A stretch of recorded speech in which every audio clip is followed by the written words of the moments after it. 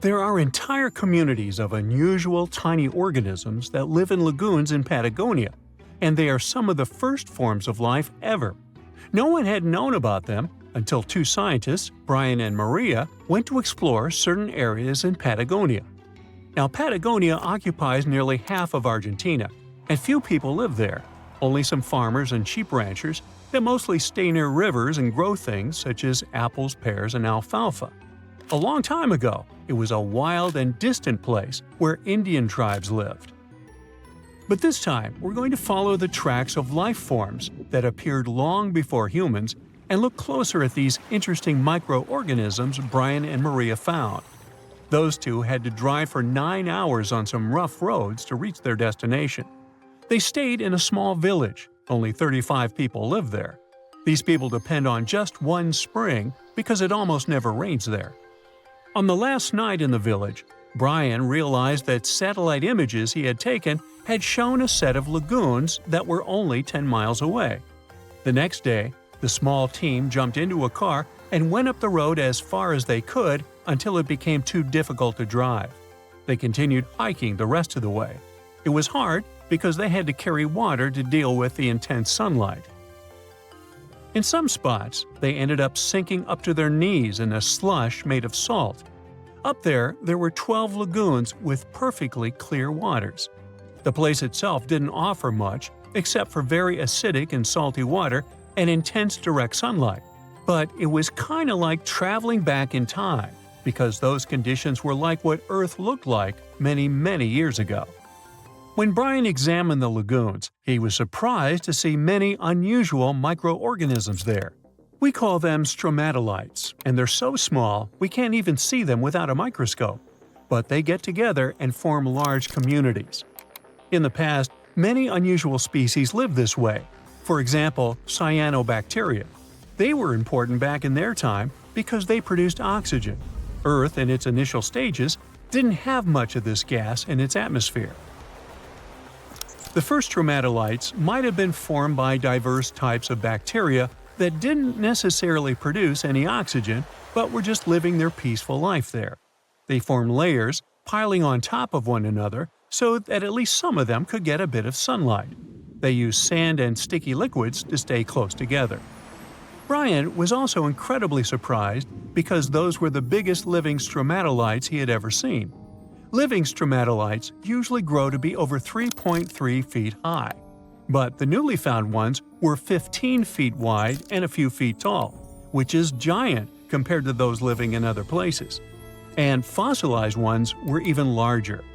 A long time ago, they could grow bigger than today because there weren't many other species that could eat or harm them. Also, there are many other organisms today that can grow faster and more massive than them and take up their space. That's why stromatolites can only survive in rare places where hardly anything else can live, like in these very salty lagoons located high above sea level in Punta de Atacama.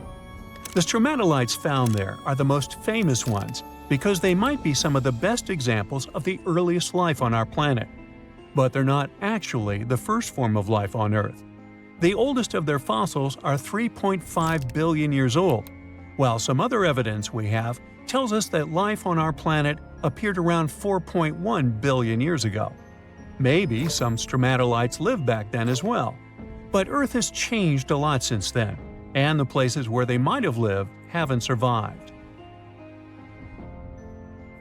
Now, all this may not seem like a lot at first glance, because no one has found an exotic and weird beast our world has never seen. But these are notable examples of what searching for life somewhere else in the universe might look like. Scientists who are interested in studying Mars often come to this place, since it might be similar to what the red planet looked like an exceptionally long time ago. If there were fossils hidden in the ancient rocks on Mars, they might look like these stromatolites. Another faraway land has revealed some of its secrets. It's Antarctica, with an ancient lost world found under its ice. Antarctica hasn't always been this frosty, isolated land of snow and ice sheets. Once it used to be part of the Gondwana supercontinent. together with what is now South America, Africa, Australia, the Arabian Peninsula, and the Indian subcontinent. But at some point, it split off and went to build a life on its own. It formed as other landmasses started to move away, which created its coastline. But Antarctica was different in many other ways back then too. It used to be a land covered in magnificent forests and rivers full of life. Scientists use radar and satellites to explore a mysterious world hidden under the ice there. This ancient land, which is close to the Indian Ocean, is as big as the U.S. state of Maryland or Belgium. It's more than 14 million years old. Some studies say that this area formed over 34 million years ago, which was way before Antarctica got into its deep freeze. At first, temperatures there were higher, possibly like the weather in Patagonia or the cold, temperate rainforests of Tasmania, New Zealand, or maybe even more tropical than that. But as the climate became cooler, small glaciers started forming on hills close to the rivers. Valleys sunk deeper because of all that ice covering them. And then, temperatures dropped even lower, and a giant layer of ice covered the entire continent, hiding those old glaciers. Rivers shaped this lost world a long time ago, way before it ended up covered in ice that's almost 2 miles thick in some spots. Scientific studies of this area showed that those landscapes had been full of highlands and mountains. The ice that formed over Antarctica made the whole area very cold, so the landscape couldn't erode anymore. This means everything has remained basically the same and untouched under the ice for millions and millions of years. What's interesting is that we know less about this land hidden under the ice than about the surface of Mars. One way to explore it would be to drill through these ice sheets to check for samples of sediments below. They could tell us more about the ancient flora and fauna frozen underneath. It's not a new method. A similar method was used to collect 2-million-year-old samples in Greenland. Australia has a secret world too. Ancient organisms were found hidden in rocks in the northern parts of the continent that are about 1.6 billion years old. These microscopic things are part of a family called eukaryotes. The members of this family that exist today include plants, fungi, animals, and even those tiny organisms with just one cell, such as amoeba. All living things with nuclei in their cells, including us, can trace their family tree back to one of the oldest members of this family. That one is called the last eukaryotic common ancestor, and it lived more than 1.2 billion years ago. Those ancient organisms were more complex and bigger than bacteria. Maybe they were the first predators on Earth, hunting bacteria. Humans invest a lot of time and money exploring the unknown. First outer space, then the ocean floor. But there's another frontier we're trying to conquer. Scientists call it the deep frontier. I'm talking about how far down to the Earth's core we've made it so far. During the 60s, humans tried digging the deepest man-made hole on Earth. This took us deep into the Arctic Circle. What later became known as the super deep borehole is also the deepest artificial point on Earth, reaching the depth of 40,230 feet. It took 20 years to drill this far into the Earth's crust, and researchers say this is only about 1/3 of the way through to the mantle. Here's a quick anatomy of our planet. If the Earth is like an onion, the crust is like the thick skin of this onion. This part is only 25 miles thick. Beyond this is the 1,800-mile deep mantle. And after that, right at the center of the Earth is the core, which is made up of 2 layers, inner and outer. Now, can you guess where on the planet the crust is at its thinnest? On the ocean floor. When American scientists understood that, they started drilling holes on the seabed. This gave way to Project Mohole. It began in 1961, but their technology to drill deep holes on the ocean was really bad. They had to improvise. They installed a system of propellers along the sides of their drill ship to keep it steady over the hole. The main challenge was to drill as vertically as possible. Otherwise, that deep hole would look more like a deep maze. Both the Kola Super Deep Borehole project and the Project Mohole came to an official stop in the years that followed. But hey, humans have built some pretty deep stuff underground. In 1963, a Turkish man took a swing with his sledgehammer to improve his basement and discovered a tunnel. That tunnel entrance led to more openings that connected a multitude of halls and chambers. He didn't know it, but he had discovered Deringoyu. This once lost city was up to 18 stories tall and 200 feet deep. The city was large enough to host 20,000 people, and it was simply standing beneath Cappadocia in Turkey the whole time. Cappadocia hosts hundreds of subterranean dwellings. 40 of these underground cities are at least 2 stories high, but none of them are as huge as Deringoyu. There's not a lot of historical accounts of how Deringoyu was born. Some speculate that the oldest part of the complex was dug about 2000 BCE by the Hittites. The Hittites were an Indo-European civilization who formed one of the first major civilizations of the Bronze Age in West Asia. Scholars think they built this underground city to protect themselves from invasion. Others think it was actually the Christians who built the city in the 1st century CE. They speculate that it could have been constructed to protect people from the intense temperature variations, extreme heat in summer and freezing cold in winter. Geographically, the terrain under Cappadocia is great for building. The rocks are soft, which makes tunneling easier. For that same reason, opening large caves underground is fragile. That's why most chambers have pillars that support them. On the bright side, and we are, none of the floors at Deringoyu have ever collapsed. The builders of Deringoyu thought of everything. The city was shut off from the world by huge rocks that hid its entrance. It was ventilated by a total of more than 15,000 shafts, around 10 centimeters wide. This way, they guaranteed enough breathing air in the upper levels in a way that they ended up being used as the living and sleeping quarters. The lower levels of this impressive maze were mainly used for storage.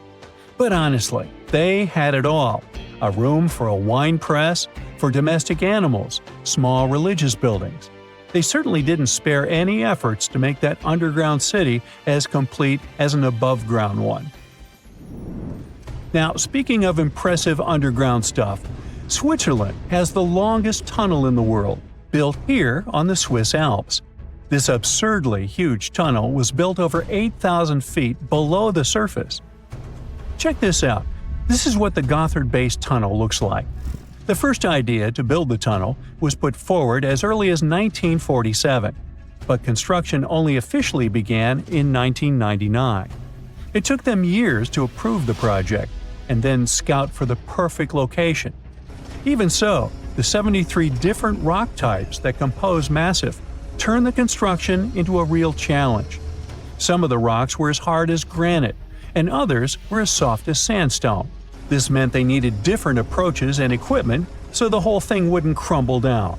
Overall, they had to excavate about 28 million metric tons of rock to make way for the tunnel. There were many other challenges to build that far into the earth. The deeper into the mountain they got, the hotter the temperatures were.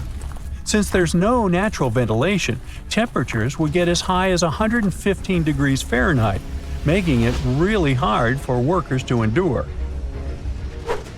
The tunnel stretches for 35 miles from one end to the other. During the construction, workers had to use 4 massive tunnel boring machines, aka moles, to penetrate through the massif. Each of these moles was around 1,400 feet long. But that was one of the best things they could do, since these machines limit the disturbance to the surrounding ground and help to produce a smooth tunnel wall. You'd never guess that the world's deepest basement belongs to the Sydney Opera House in Australia. The building goes as deep underground as it grows above ground. But this basement isn't just the Opera House's foundation, it's a parking lot. This unique parking garage penetrates 120 feet underground, or 12 stories deep, while most car parks are only 4 or 5 stories deep. But that's not all that makes it unique. You see, if they decided to build a normal rectangular parking space, this would end up eliminating a bunch of possible parking spaces. And since they wanted to maximize the space they had available, they had to come up with some superb structure. First, they opened up a man-made cavern to make that dream possible. Then they had to come up with a design. That's what led to the donut-shaped cavern, or what engineers call a double helix. This design shocked the engineering community for its innovative approach. But hey, it worked! Today, there is space for over 1,000 cars down there, which seems about right for an opera house. Let's wow once again real quick. Some underground structures may take up to an hour to reach. Take this gold mine in South Africa that lies around 2.5 miles below the surface. Yeah, you may think, hey, it's just a couple of miles, why does it take an hour to get there? But the conditions are hard and it's not for the weak. But Milan Ladina, an Ecuadorian runner, even completed a half marathon there, despite temperatures reaching 104 degrees Fahrenheit, high humidity at 80%, and an atmospheric pressure of 1.4, comparable to what divers experience 5 meters under the sea. Yikes. There you are, trekking across a desert on foot. It's hot, you're terribly thirsty, and now you gotta walk around this stupid wall. Wait, a wall in the middle of a sandy, lifeless nowhere? Exactly, a wall in the northern Saudi desert. Archaeologists have just made a super exciting discovery, and what they found was not just a single wall. No, it was a whole ancient walled city that might date back to 2400 BCE. They think this place was home to around 500 people and could have been used for 1,000 years. This discovery is groundbreaking. It means that the area could have been way more advanced than anyone expected. The city was well organized, with different zones for living, towers and strong walls for protection, and different sections for all kinds of daily life. This ancient city, now called Al-Natab, was basically an oasis town, and it's great since it can give us a peek into what life might have been like in this desert thousands of years ago. Apparently, they had clearly separated areas, like residential sections, a cemetery, farmland, and even a town center. This oasis city, found in the Khaybar area, is the first big organized settlement from the 2nd or 3rd millennium BCE that researchers have uncovered in northwestern Arabia. The first surveys show that this town, which covered about 6 acres, had several districts, including the residential area, the cemetery, and the legal one, with courts. The houses were set up in neat rows, all connected by small roads. Those streets kept the residential area separate from the rest of the town. Back then, most people in this region were nomadic herders, always moving around. But archaeologists have been sure that during the Bronze Age, northwest Arabia had small walled towns and oasis centers scattered across it. These connected oasis towns were unique, offering secure places for people to live, store goods, and trade.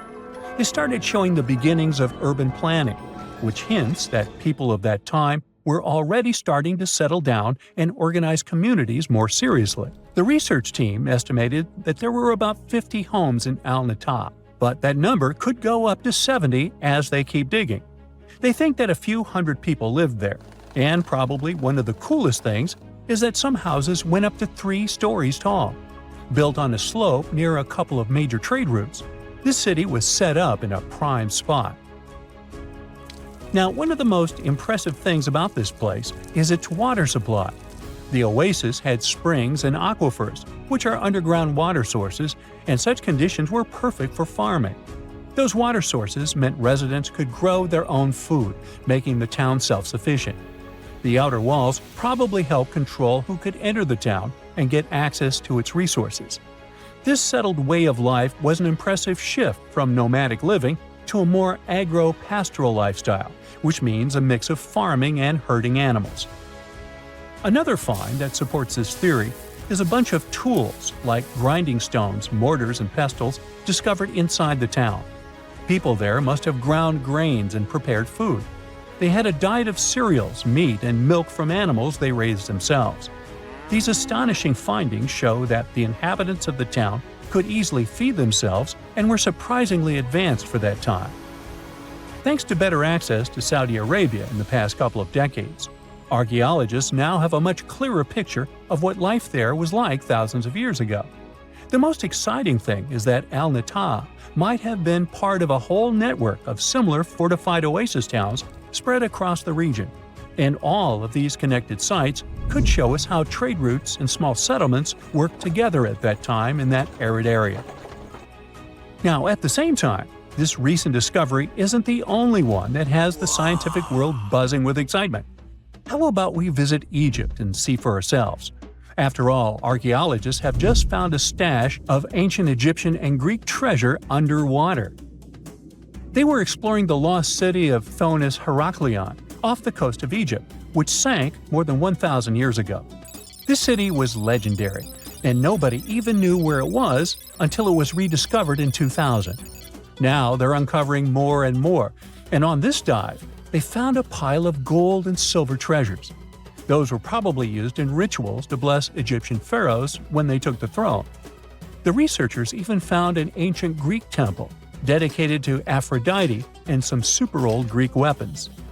Frank Gaudio, the lead archaeologist, said it was astonishing that those delicate objects had survived the disaster that brought the city down. Back in its prime, Thonis Heraklion was one of the biggest port cities in the Mediterranean. It was a huge center of social life and was the main entry point for ships from Greece coming into Egypt.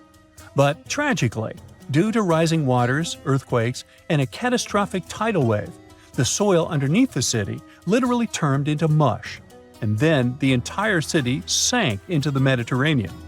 It was forgotten until Gaudio's team found it in 2000.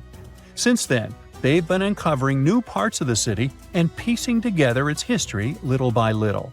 If a lost underwater city doesn't seem impressive enough, we can travel to the Amazon. The discovery made there is truly mind-boggling.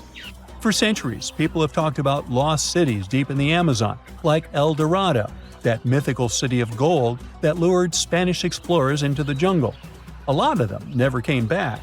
Then, in the 1900s, a British explorer named Percy Fawcett went searching for what he called the lost city of Z, and he too disappeared. But now, finally, scientists have actually found proof that those lost cities in the Amazon were real all along. A team of scientists use a tech called LiDAR, which basically allows you to see through thick jungle from above by bouncing light beams off the ground. They flew over the jungle in Bolivia in a helicopter about 650 feet up and mapped out those hidden ancient cities. What they found were ruins of a huge urban settlement built by the Kasarabi people who lived there from 500 to 1400 CE. And it wasn't just a couple of buildings here and there.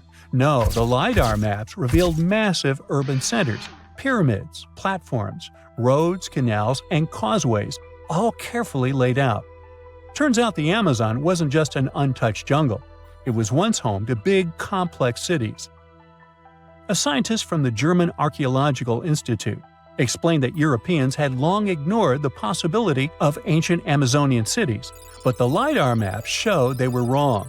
The new maps have revealed 26 sites, including 11 that no one even knew existed. Researchers have discovered two main city sites, Landivar and Kotoka.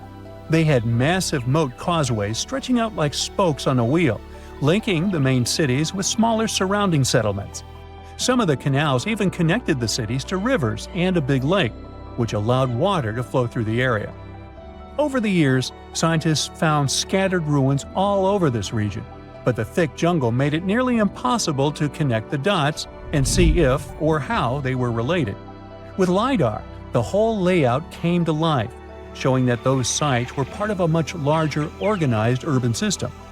It's now also clear that the sites had a greater meaning, since everything is lined up in a way that could be symbolic of the spiritual beliefs of the inhabitants. The Kasarabi culture isn't as famous as the Maya, but they had a thriving society in an area that faced huge challenges, like yearly flooding. And although the nearby Andes had their own monumental sites, the Kasarabi were doing something absolutely unique.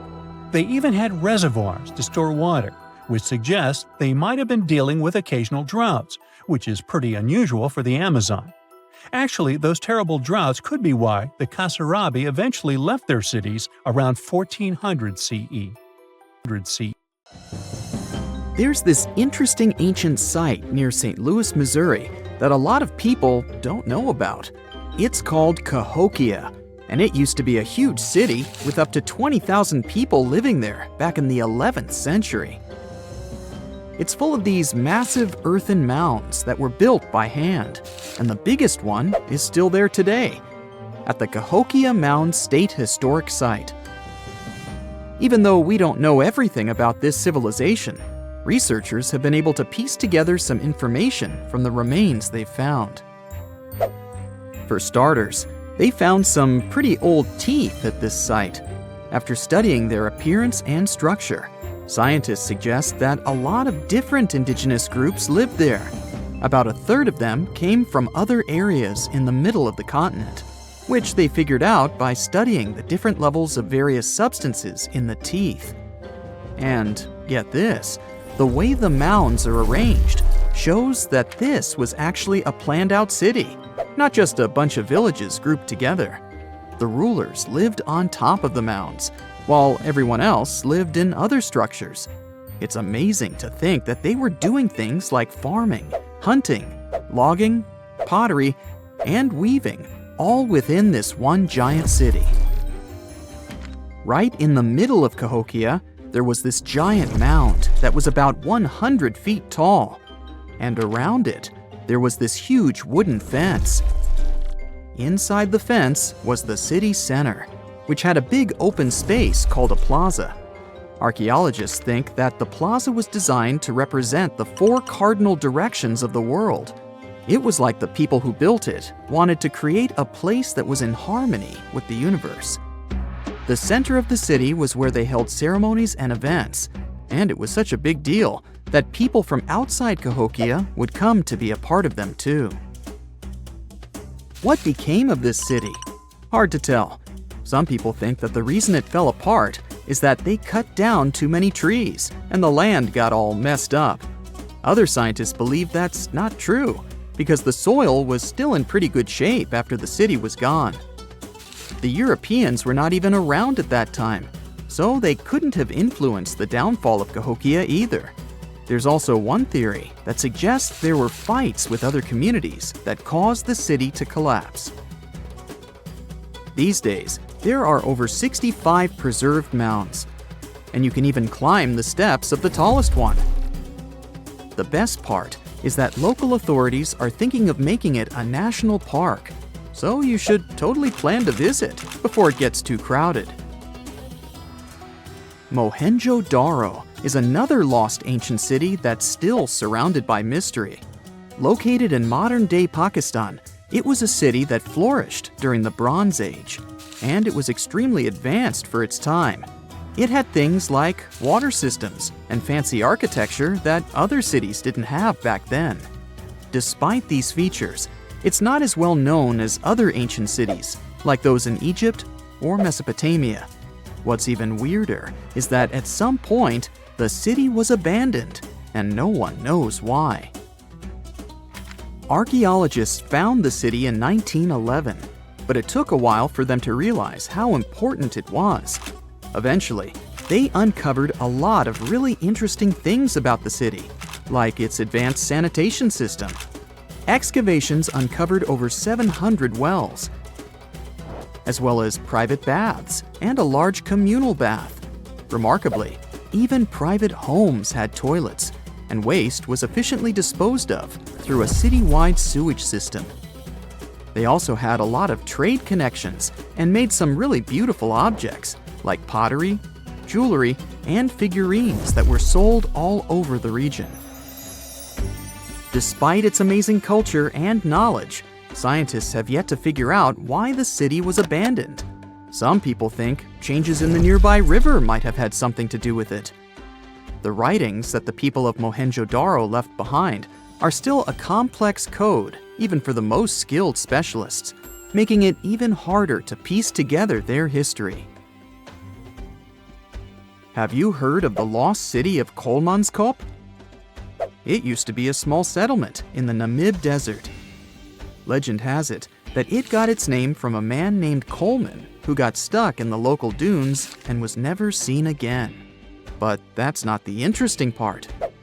In 1908, a railway worker found a shiny stone and showed it to the chief railway foreman, who turned out to be a hobby mineralogist. They discovered it was a diamond, and soon, Kolmanskop became the richest town in Africa and one of the richest places in the world. It had luxurious stone houses, a school, a hospital, and even an ice factory to produce ice for fridges. The hospital had the first X-ray machine in southern Africa, which was supposedly used to check if workers were illegally swallowing diamonds.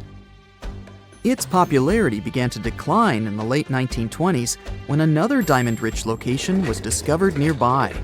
Most of the inhabitants soon began to flee the city in search of a better life, leaving the buildings abandoned. In 1938, all machinery was taken south and the town was left to the desert. The last inhabitant left Kolmanskop between 1956 and 1960.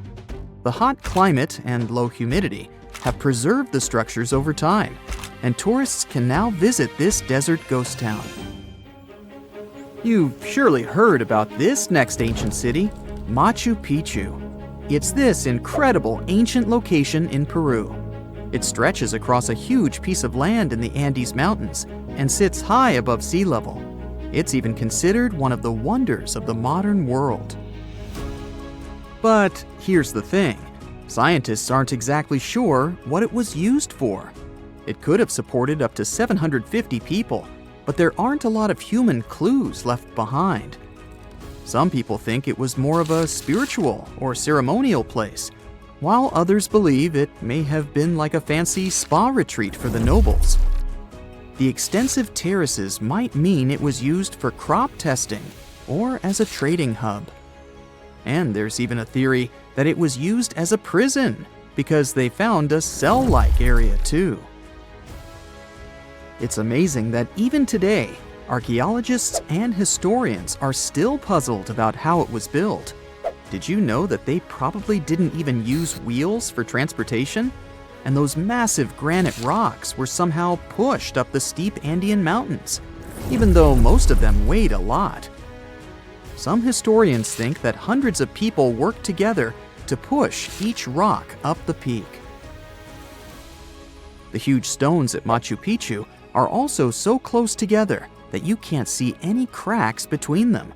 It's pretty cool because it also makes the area safe during earthquakes, which is important since Peru is a shaky country. But how did the stones stay put during all those quakes?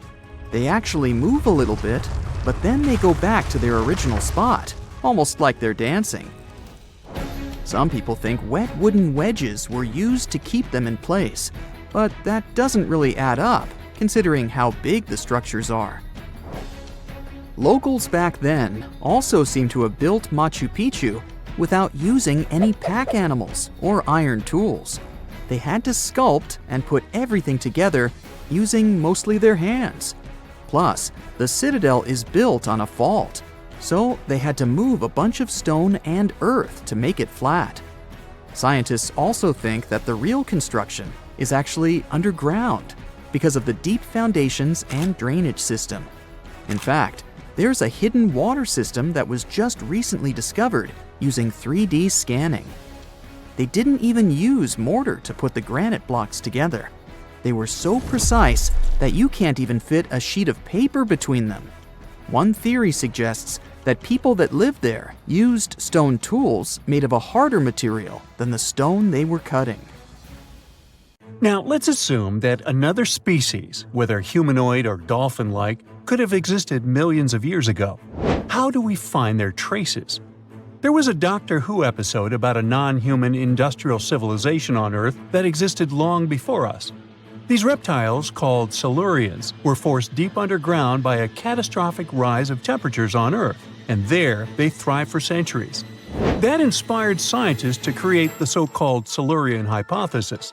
If there was an advanced civilization before us, we should find their traces somewhere. Well, let's try. Climatologist Gavin Schmidt and astrophysicist Adam Frank decided to dive into this themselves. Like us, any technologically advanced civilization would be hungry for energy, so they looked for global effects that would leave a widespread mark. For example, hints of large-scale industrial processes, like plants and factories, and their leftovers. Then comes the question of how long these civilizations would last. If they existed for a long time, we should look for long-lasting signs, like residues from burning fossil fuels, mass extinctions, synthetic chemicals not found in nature, and even traces of nuclear fission. Basically, we should search for the same kinds of things that humans are currently leaving behind as evidence of our activities.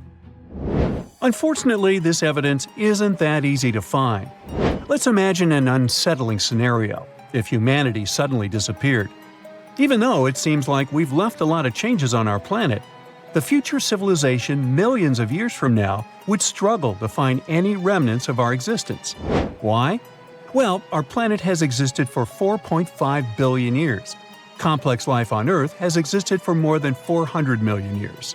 Compared to that, our industrial period only lasted around 300 years, and we haven't left any significant traces. Our record of Earth's history is full of gaps, especially the further back you look. The fossil record captures only some things, being very selective and incomplete. On average, one fossil emerges every 10,000 years, and dinosaur footprints are even rarer. Mountains rise, oceans change, and plate tectonics can easily wipe out evidence of entire civilizations. After a couple of million years, chances are any physical signs of a civilization would disappear. In order to find at least something, we have to look for things like odd sediment patterns or unusual isotopic ratios.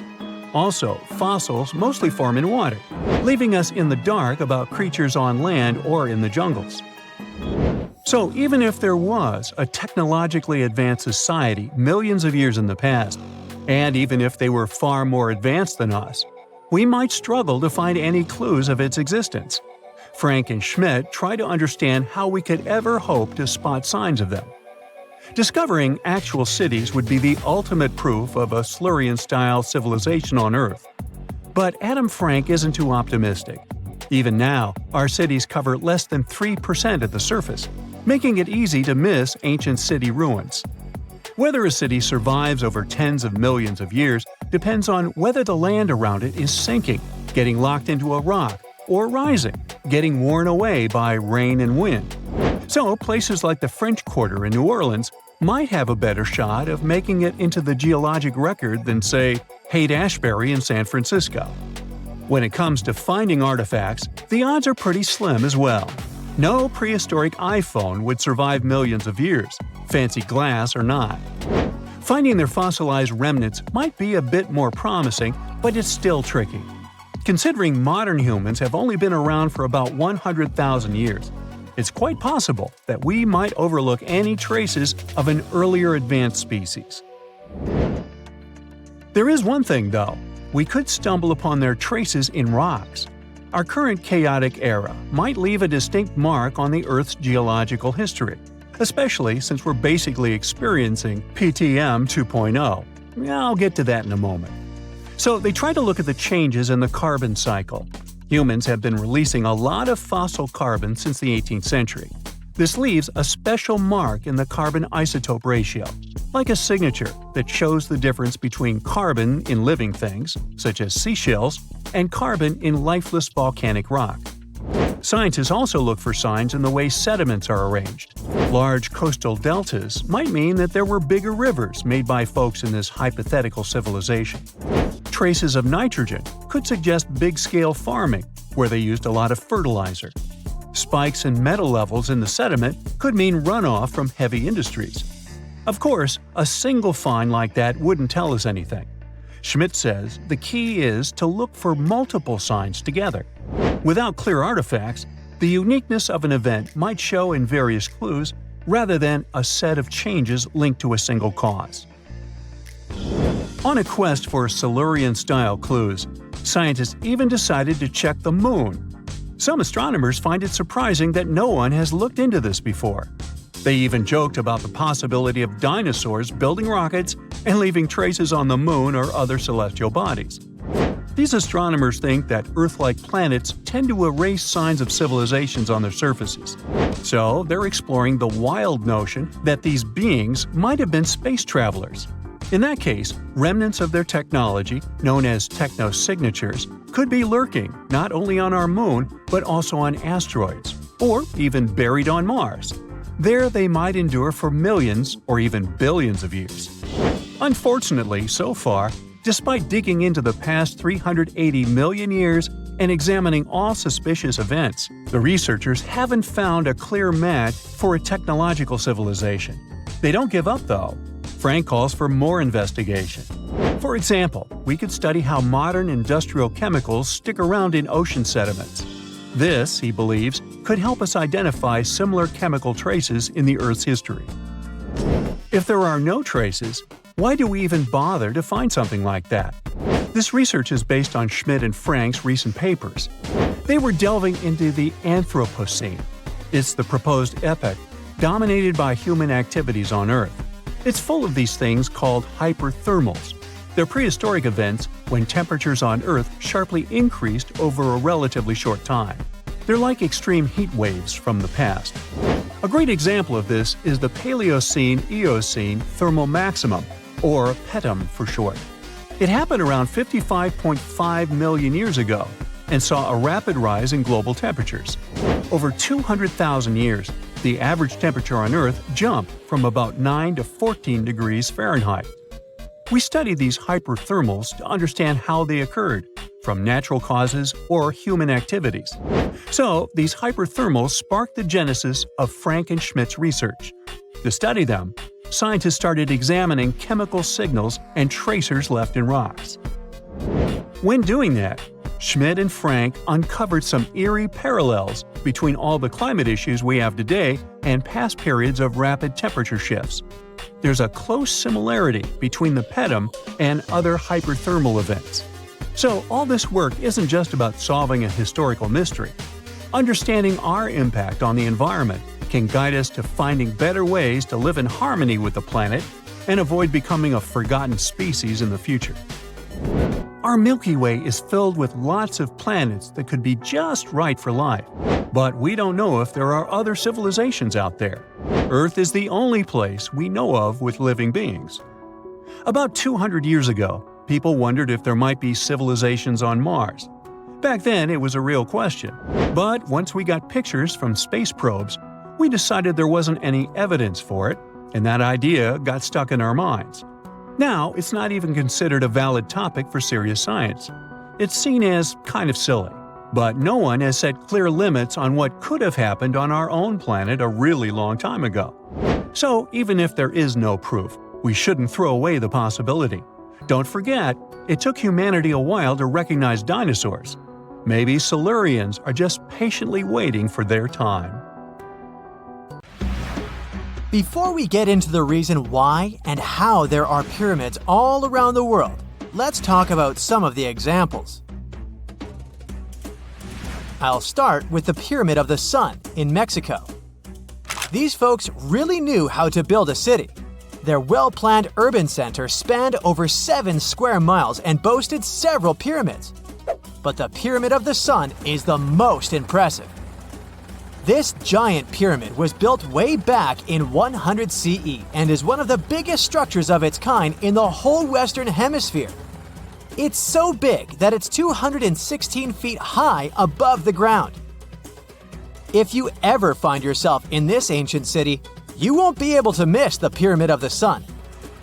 It's right there on the east side of the Avenue of the Dead, the city's main north-south street. To build this incredible pyramid, around 1 million cubic yards of material were used, including a special kind of red volcanic rock called hued tizontle. Impressive, huh? We don't know too much about the people who built the Pyramid of the Sun or its purpose. But archaeologists believe there was once a temple on top of it. When explorers went below the pyramid in the 1970s, they found a bunch of cool tunnels and chambers.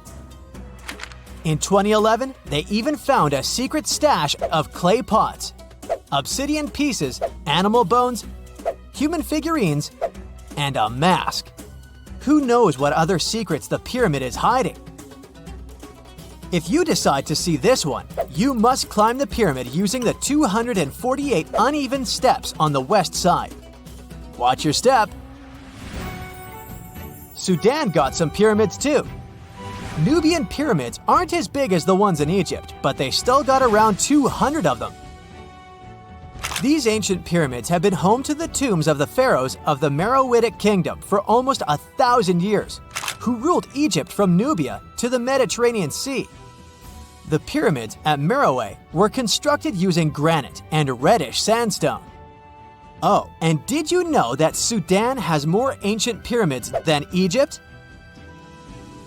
The Kushite pyramids depict the indigenous architecture and burial traditions of Nubia's Napata and Meroe kingdoms, which ancient Egypt influenced. Meroe, the burial site of over 40 queens and kings, is the most extensive Nubian pyramid site. The tomb walls depict mummified royals bedecked in jewelry, their wooden caskets containing bows, quivers of arrows, and other artifacts pointing to the Meroitic relationship and trade with Egyptian and Greek civilizations. So if you're looking for some ancient tombs to explore, you may consider skipping the crowds in Egypt and heading on down to Sudan. Let's fly to Iraq to see some more pyramids. Ziggurats have fancy receding layers and tiered temples. Instead of a smooth exterior, it has tiers like a cake. Perfect for all the important work and rituals that went on inside. You can find these towering structures scattered throughout Iraq and Iran, and they're a real testament to the power and skills of the people who built them. One of the biggest and most impressive ziggurats is the ziggurat at Ur. It's basically a giant rectangular pyramid that stands a whopping 70 to 100 feet tall, with 3 levels of terraces and a temple on top. Can you imagine how many baked bricks it took to build that thing? Try 720,000 for just the lower portion. This particular ziggurat was built for Sumerian king Ur-Nammu. Similar to other ones, this pyramid has been around for thousands of years, so it got a little rough around the edges. Thankfully, the Babylonian king Nebuchadnezzar II and some archaeologists came to the rescue in the 6th and 20th centuries respectively, and now you can find this near Talil Air Base. The ziggurat at Ur was built in 2100 BCE by King Ur-Nammu for the moon deity Nana. It was the tallest building in the city, and you could see it from miles around. It was like the medieval cathedral spire of its day. People would come here to bring their agricultural surplus and get their food allotments and seek spiritual nourishment. Sadly, the Nana temple at the top of the ziggurat didn't survive, but we do have some blue glazed bricks that may have been part of its decoration. The lower parts of the ziggurat are pretty amazing though. The architects even included holes in the temple's baked exterior to let the water evaporate from its core. Since we explored some of the pyramids on our planet, let's take a broader perspective. They can be found in many parts of the world. Egypt has over 100 pyramids, double that number in Sudan, and dozens of others are scattered in the Middle East and China. The Americas have the most pyramids in total, with more pyramids than the rest of the world combined. These pyramids are located in Mexico, Guatemala, Honduras, and El Salvador. Time to know more about the evolution of pyramids through history. The oldest pyramid is in Egypt. This pyramid was a step pyramid, which was created by placing one layer of stone on top of another. The pharaoh Sneferu is credited with creating the pyramid shape we recognize today. During his 45-year reign, he built 3 pyramids. His first 2 attempts failed, but he finally got it right with the Red Pyramid, which is considered the first true pyramid. It was Sneferu's son, Khufu, who built the Great Pyramid of Giza, which was the tallest human-made structure on Earth for almost 4,000 years. Latin American pyramids are similar to early Egyptian step pyramids, but they were built independently with no knowledge of each other. The pyramids in Sudan were built around 700 BCE and are tall but much narrower than those in Egypt. How in the world did all these civilizations build these things without even texting each other? After all, the Aztecs, Mayans, and ancient Egyptians were about as different as possible. But despite their cultural differences, they all seem to agree on one thing. Pyramids were pretty cool. Step pyramids are all around the world because they were the most feasible and stable way to build large and tall structures without access to lighter building materials like wood and metal. The triangular form with a square base is the best way to build a sturdy structure, and having a cube structure would require more material for less height. Now, when it comes to pyramid design, the Egyptian pyramids were like giant triangles with a square base, smooth sides, and a pointy top. On the other hand, the Aztecs and Mayans went for a tiered cake look, with steps leading up to a flat platform on top.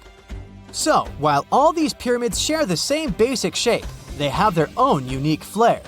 Each group built its pyramids using different materials, techniques, and slope angles. So while they may have been inspired by each other's work occasionally, they were just doing their own thing. Egyptian pyramids had smooth, angled sides that were designed to help the pharaoh's soul ascend to heaven. The Pyramid of the Sun was built over a series of caves that served as a passageway for the deities. The Maya built the temple of Kukulkan in Chichen Itza to honor the deity Kukulkan, usually represented by a serpent. Nicknamed El Castillo, it has 91 steps on each side, plus a platform. That's 365 steps, one for each day of the Mayan calendar. Tell me, Brightsiders, how were pyramids built? To begin with, humans made them, not a foreign race from space that landed on Earth. You see, one thing that all pyramids have in common is that they were built without advanced tools or even the wheel. It took a lot of people to build them, including skilled laborers and architects. For example, it's estimated that 20,000 people built the Great Pyramid of Giza, and it's believed that most of them were skilled laborers. Building pyramids was a massive undertaking that required years of planning and effort. The Great Pyramid at Cholula, Mexico, took 600 years to complete. Strange and amazing items are discovered often, but figuring out what our ancestors were up to is pretty tough. Especially when all you have are just some rusty cups and cave drawings. It's no surprise that even the experts in lab coats sometimes make mistakes. But it's not just about dusty plates and huge stones. Sometimes there's even humans with large heads. So grab your digging tools and let's travel back to ancient times to explore incredible societies that even scientists can't fully explain. Sardinia may look idyllic now, but I'm not gonna lie, I wouldn't fancy visiting it 3,000 years ago. Rumor has it, terrible giants roamed around this island back then. People even talk about finding human skeletons over 13 feet tall there, although nobody's ever shown anything to prove it. But the stories will make you wonder because some weird stuff has definitely happened. In 1974, over 5,000 pieces of broken stone artifacts were found in a part of the island called Monte Prama, but instead of being displayed in a museum, they were locked up in an underground vault for about 30 years. Sounds a bit suspicious, doesn't it? When they were finally displaced in 2005, scientists put the pieces together to find statues of 38 giant men standing 8 feet tall. Not quite as tall as the legendary skeletons, but still pretty huge. It's thought these statues were made by the Nuragic people, who lived on the island a long time ago. Besides giant statues, they also built over 8,000 massive stone buildings. Perhaps Nuragic weren't giants themselves, but they definitely liked their things big. I do too. I like a big number of likes on our videos. That would be pretty great. Thank you if you liked this and subscribed. Now back to the video. You and I are pretty smart, but we might not be the smartest humans ever. Actually, we might not even be the smartest species. Since 1913, some skull fossils found in South Africa have hinted at a possibly smarter contender called Boskop Man. This human-like species might have lived as recently as 10,000 years ago. Their skull suggests they had really big heads, which means their brains could have been 30% bigger than ours. Wow! Their average IQ could have been around 149, making them among the smartest 0.05% of people today. But if a Boskop brainiac was so much smarter, why are they not around and we are? Well, bigger isn't always better, you know. Our brains are a lot bigger than our ape relatives, mainly in the prefrontal cortex. This part helps with high-level tasks like making decisions, remembering things short-term, and being aware of ourselves. The parts of the brain that handle our senses and movements haven't really grown much. So, maybe the Boskops spent too much time dwelling on the past rather than doing practical things like hunting. But this is all just guessing. We really don't know what happened to these clever cousins of ours. Some people even argue that Boskops weren't any different from us, with the only evidence being parts of skulls. The jungle is huge.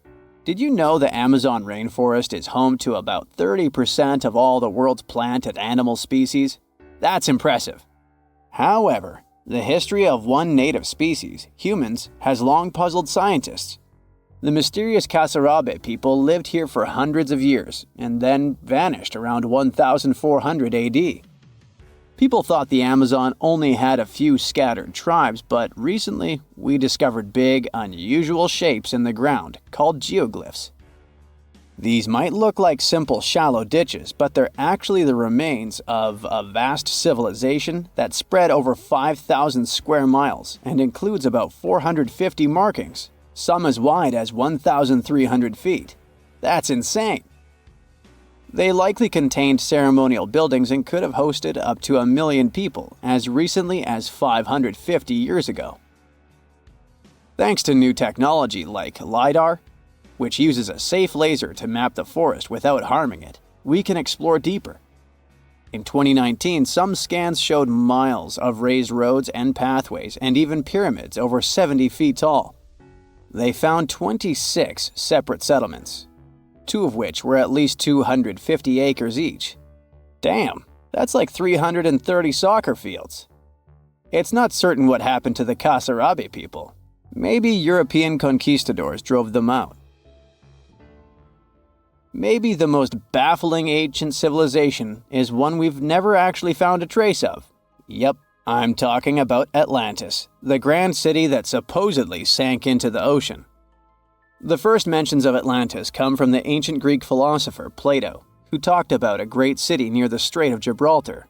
But for ages, everyone just thought Plato made up Atlantis as a perfect version of his own Athens. So why, about 12,000 years after it supposedly vanished, do we still wonder if it might be real? Well, in the 19th century, U.S. Congressman Ignatius Donnelly wrote a book giving 13 reasons why he thought Atlantis was more than just a myth. Then, in 1965, some folks thought they actually found Atlantis when they discovered the Richat structure, a massive 25-mile-wide dome in Mauritania, Africa. It's so big that you can see the whole thing from space. 2 astronauts flying over the Sahara Desert spotted this giant eye staring back at them and thought they'd made the discovery of a lifetime. Unfortunately, there's no solid evidence linking this structure to Atlantis. It's believed to have formed from volcanic activity about 100 million years ago.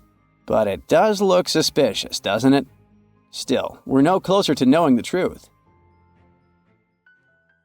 Imagine going back to about 3,300 BCE and finding yourself in South Asia.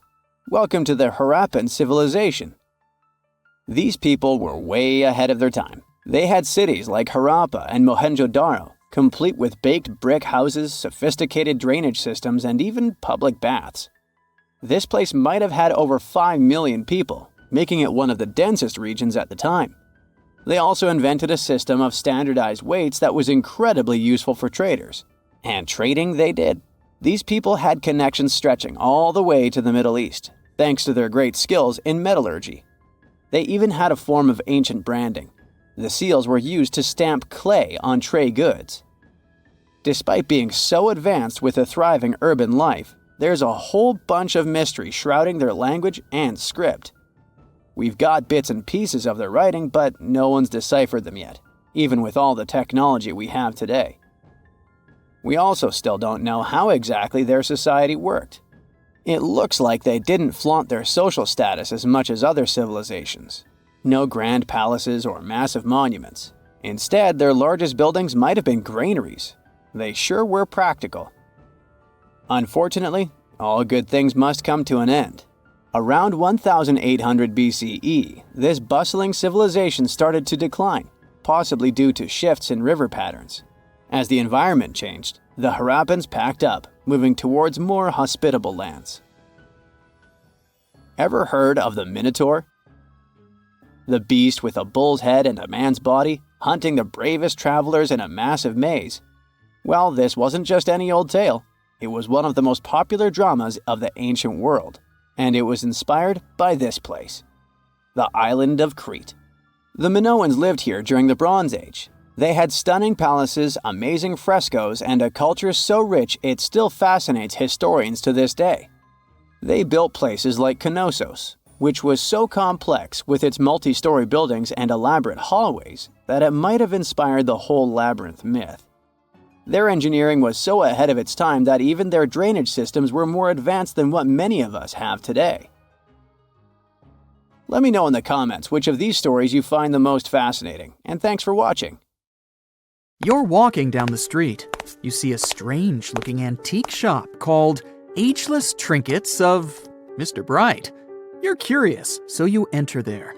You take a look at all the weird stuff. Suddenly, an old folded parchment paper catches your attention. It's a world map, but something's off with it. Instead of showing the countries as you know them, it shows the locations of 4 mythical lost worlds and civilizations. Mr. Bright, the shop owner, comes next to you after realizing your shock. This map won't let you find these places or anything, but I can explain to you the legends behind them if you want, he says. Let me begin with Atlantis. You might know it as Aquaman's underwater kingdom, but Atlantis, the fictional island, was actually first introduced in 2 of Plato's works.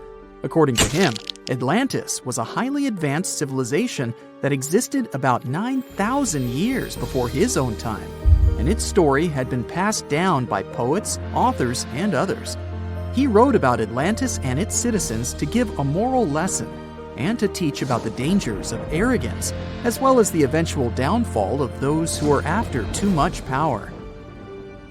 In his dialogues, Plato stated that Atlantis was a great and powerful empire that was respected in all parts of the world. It was founded by beings who were half deities and half human, and became a great naval power after a while. Being an island filled with gold, silver, and other precious metals certainly helped their case.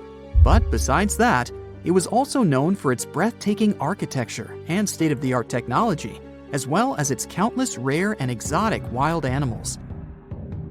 Atlanteans were proud of their great achievements and the perfection of their civilization, but their excessive pride was going to bring their downfall.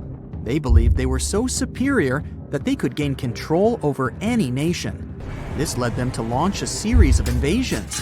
They conquered many of the Mediterranean lands, but when it was time to enter Athens, Athenians pushed back with an extraordinary force, so the Atlanteans were finally defeated.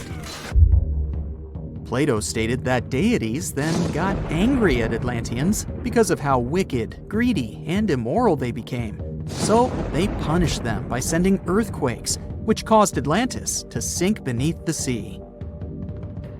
Although the earliest written records of Atlantis were Plato's works, some people still believed his story to be based on truth and tried to identify the island of Atlantis with actual countries. Some people suggested it may have been located in the Mediterranean Sea, near the coast of Spain or Italy. Others thought it may have been located in the Caribbean, off the coast of Central or South America, but there was no solid evidence to support any of these claims. One theory, in particular, seemed more plausible than the others, though. Located in the Aegean Sea, the island of Santorini was the home of a highly advanced Minoan society. However, due to a huge volcanic eruption, it was destroyed about 3,600 years ago, causing the Minoan civilization to suddenly disappear. These similarities between the fictional Atlanteans and the historical Minoans made Santorini a good candidate for the speculations. Yet again, there were still major flaws with it, such as how the time when Plato said Atlantis was destroyed doesn't coincide with the time of Santorini's eruption. So Atlantis still continues to be regarded as nothing more than a popular legend in the scientific world. Now, let's move toward the northeast direction on the map, Mr. Bright says. According to Celtic Breton mythology, there once was a magnificent city called Ys, also known as Caris, that towered over Douarnenez Bay in France's Brittany region.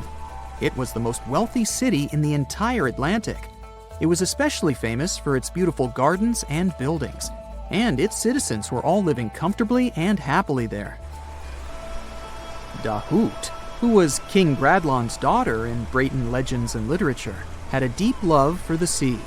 She begged her father to build a city at the edge of the sea, and that is how the city of Ys was established.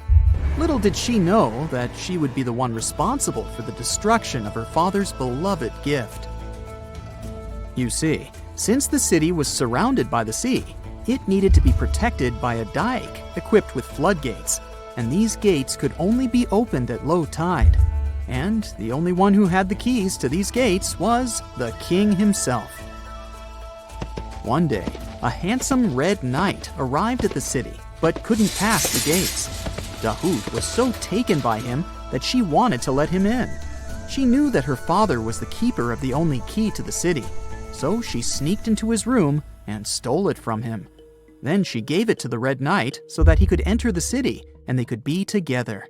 However, the Red Knight turned out to be the Prince of Darkness, and he intentionally left the gate open to the raging sea. The waves soon swallowed all of Ys. King Gradlon was able to escape on his magical horse, but Dahut couldn't. She turned into an evil mermaid who lured sailors into the sea.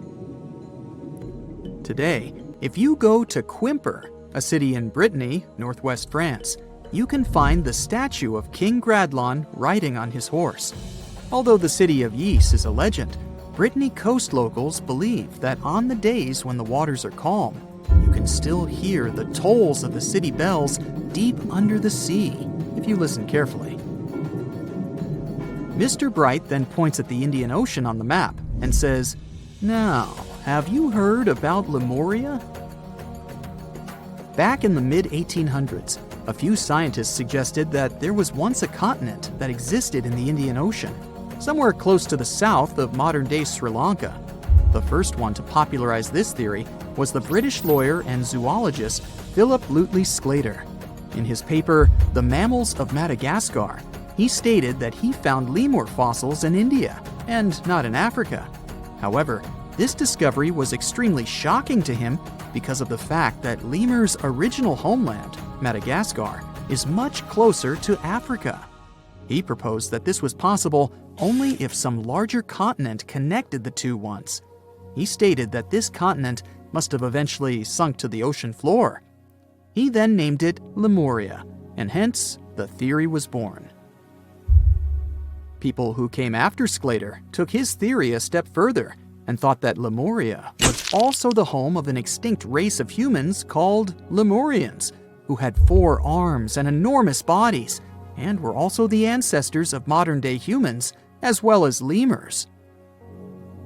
Of course, as new scientific discoveries were made on plate tectonics, evolution, and the study of DNA, the theories regarding the fictional continent called Lemuria were debunked.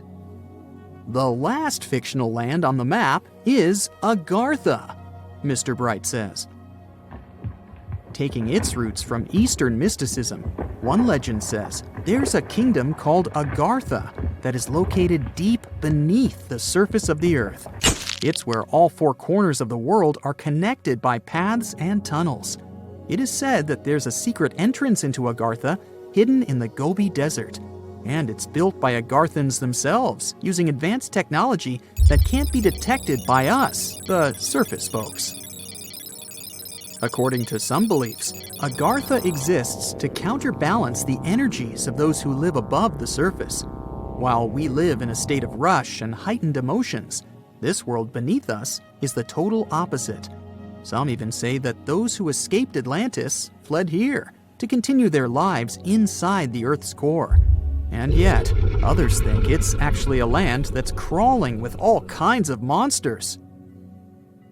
But there's no need to be scared, since modern science proved Earth's core is not actually hollow and is a solid hot iron ball. So you can cancel your journey plans to the center of the Earth if you've made any. Thanks, Mr. Bright.